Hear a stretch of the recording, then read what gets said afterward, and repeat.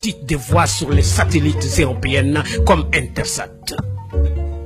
Pour faire chuter les coûts des communications sur le continent, le guide libyen Kadhafi mit sur la table 300 millions de dollars. La Banque africaine de développement BAD 500 millions. La Banque ouest-africaine de développement 27 millions.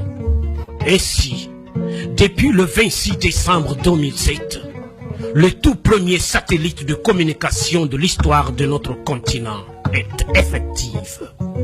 Et d'autres satellites étaient en vue pour concurrencer les meilleurs du monde à un coût 10 fois inférieur. Voilà comment un geste symbolique de 300 millions offertes par Kadhafi change la vie de tout un continent.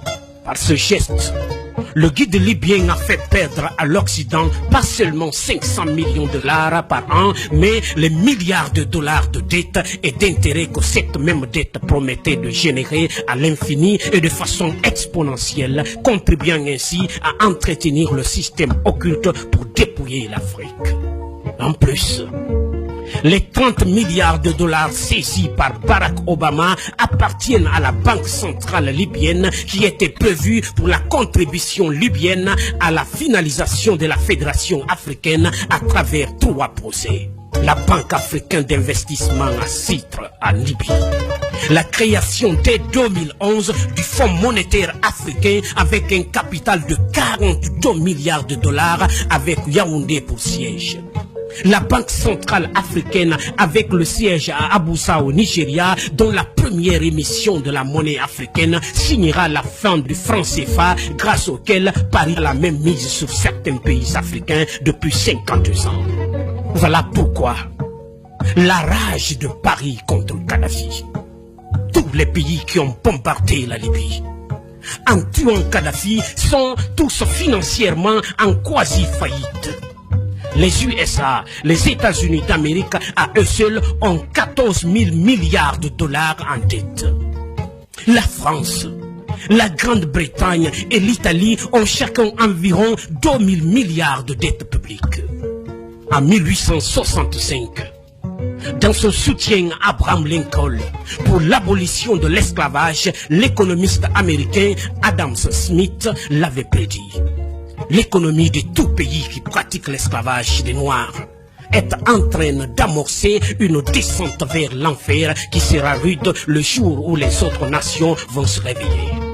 Créer des fausses guerres en Afrique, dans l'espoir de trouver de l'oxygène pour continuer l'apnée économique qui ne fait que s'empirer, ne fera qu'enfoncer les Occidentaux dans leur déclin qui a pris son envol en 1884 lors de la fameuse conférence de Berlin. C'est pour déstabiliser et détruire l'UA, l'Union africaine, vers les États-Unis d'Afrique avec la main de maître de Kadhafi qui est mal vue par l'Occident que l'Union européenne a d'abord tenté sans y parvenir la carte de la création de l'URM, Union pour la Méditerranée.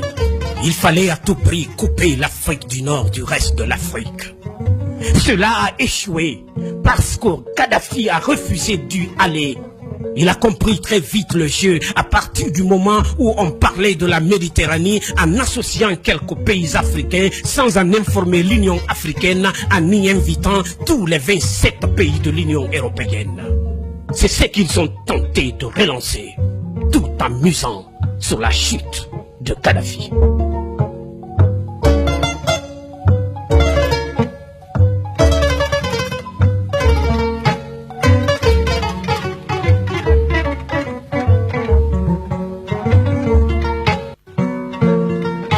Faut signaler, c'est que les dirigeants africains ne comprennent pas, et que tant que ce sera l'Union européenne qui finance l'Union africaine, on sera toujours au point de départ. Car dans ces conditions, il n'y aura pas d'effective indépendance. C'est dans le même sens que l'Union européenne encourage et finance les regroupements régionaux en Afrique. C'est ce que Lincoln avait combattu dans la guerre de sécession aux États-Unis, parce qu'à partir du moment où un groupe de pays se regroupe autour d'une organisation politique régionale, cela ne peut que fragiliser l'organe central.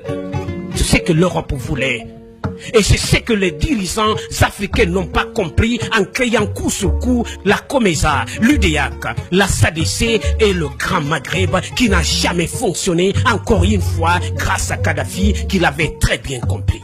Ceux qui prétendent qu'ils exportent la démocratie sont-ils des démocrates? Et si la Libye de Kadhafi était plus démocratique que les USA, la France, la Grande-Bretagne et tous ceux qui ont fait la guerre pour exporter la démocratie en Libye? Le 19 mars 2003, le président George Bush lance les bombes sur la tête des Irakiennes avec le prétexte d'y exporter la démocratie. Le 19 mars 2011, c'est-à-dire 8 ans plus tard, et jour pour jour, c'est le président français Sarkozy qui lance ses bombes sur la tête des Libyens avec le même prétexte de leur offrir la démocratie. Monsieur Obama, prix Nobel de la paix 2009 et président des États-Unis d'Amérique pour justifier qu'il procède à un déferlement de missiles, crise de ses sous-marins sur la tête des Libyens, a dit que c'était pour chasser le dictateur Kadhafi du pouvoir et y instaurer la démocratie. La question que tout être humain doté de la moindre capacité intellectuelle du genre et d'appréciation ne peut s'empêcher de se poser est: ces pays comme la France, l'Angleterre, les États-Unis, l'Italie, la Norvège, le Danemark, la Pologne, dont la légitimité pour aller bombarder les Libyens était sur le seul fait de s'être autoproclamés pays démocratiques, sont-ils réellement démocratiques? Si oui, sont-ils plus démocratiques que la Libye de Kadhafi? La réponse sans équivoque est non.